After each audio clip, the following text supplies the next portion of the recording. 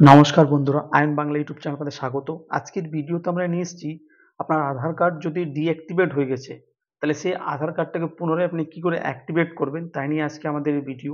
তো ভিডিওটি প্রথম থেকে শেষ অবধি দেখতে থাকুন। চ্যানেল নতুন হলে চ্যানেলকে সাবস্ক্রাইব করুন, পাশে থাকা বেল আইকনটি প্রেস করে দিন। তো প্রথমত আধার কার্ড যে ডিঅ্যাক্টিভেট, এটা দুই রকম ভাবে হয়। প্রথমত থাকে আধার কার্ড ডিঅ্যাক্টিভেট। এটাকে যদি আপনি অ্যাক্টিভ করতে চান, তাহলে সেই ক্ষেত্রে আপনাকে কিন্তু আধার সেন্টার গিয়ে আপনার বায়োমেট্রিক এবং ডকুমেন্ট দিলে কিন্তু সেটা অ্যাক্টিভেট হয়ে যাবে 1 মাসের মধ্যে। এবং আরেকটা কেসেস রয়েছে আধার ডিঅ্যাক্টিভেট ফর ডিসেস, অর্থাৎ আধার কার্ডটা ডিঅ্যাক্টিভেট হয়ে গেছে মৃত্যুর কারণে, কিন্তু যা ডিঅ্যাক্টিভেট হয়েছে সে কিন্তু এখনো পর্যন্ত জীবিত। তাহলে যাদের আধার কার্ড ডিঅ্যাক্টিভেট ফর ডিসেস দেখাচ্ছে, তাদের জন্য কিন্তু এই অ্যানেক্সিয়াস ফর্মটা কিন্তু ফিল আপ করতে হবে। তো এই অ্যানেক্সিয়াস ফর্মটা অবশ্যই আমি ভিডিও ডিসক্রিপশনে দিয়ে দেবো, সেখান থেকে আপনারা ডাউনলোড করে নেবেন, ডাউনলোড করে ফিল আপ করবেন। তো আমি স্টেপ বাই স্টেপ আপনাদের দেখিয়ে দিচ্ছি এনএক্সএস ফর্মটা আপনারা কি করে ফিল আপ করবেন এবং ফিল আপ করার পর আপনারা কি করে এটাকে কোথায় সাবমিট করবেন।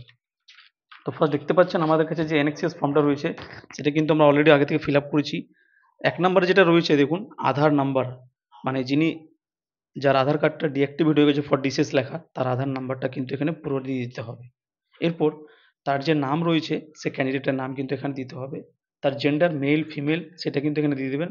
তার যে ডেট অফ বার্থ রয়েছে আধার কার্ডে, সেই ডেট অফ বার্থটা কিন্তু এখানে মেনশন করতে হবে। এরপর প্যারেন্টস নেম, তার যদি বাবা থাকে তো অবশ্যই বাবার নাম দেওয়ার চেষ্টা করবেন। এরপর যদি তার বয়স, যার আধার কার্ডটা ডিঅ্যাক্টিভেট হয়েছে 18 বছরের নিচে আছে, তাহলে সেক্ষেত্রে গার্জেনের নাম এবং গার্জেনের আধার কার্ডের নাম্বার কিন্তু এখানে মেনশন করতে হবে। এরপর অ্যাড্রেস মেনশন করে দিতে হবে এখানে আপনাকে। এরপর আপনি কোন ডিস্ট্রিক্ট থেকে, সেই ডিস্ট্রিক্ট বা জেলার নাম এখানে লিখতে হবে। স্টেট অবশ্যই দেখবেন আপনার কোন স্টেট রয়েছে, যদি ওয়েস্ট বেঙ্গল থাকে তো ওয়েস্ট বেঙ্গল দেবেন। এরপর আপনার মোবাইল নাম্বার কিন্তু এখানে দেবেন, অবশ্যই সেই মোবাইলটা কিন্তু অ্যাক্টিভ থাকা দরকার।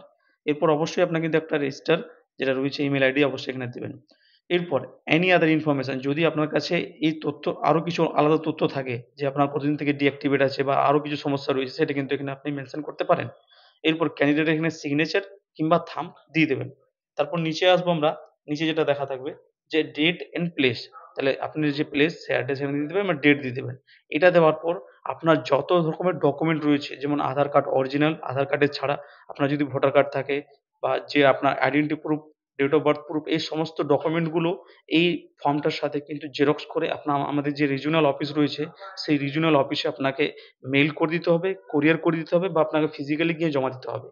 জমা দেওয়ার পর সেই রিজিওনাল অফিস থেকে আপনার কিন্তু মেইল কিংবা কনট্যাক্ট নাম্বারে ফোন এসে আপনার কিন্তু ডাক পড়বে। সে ডাকে আপনাকে গিয়ে তাদের সামনে কিন্তু আপনাকে বায়োমেট্রিক এবং ডকুমেন্ট আপডেট করাবে।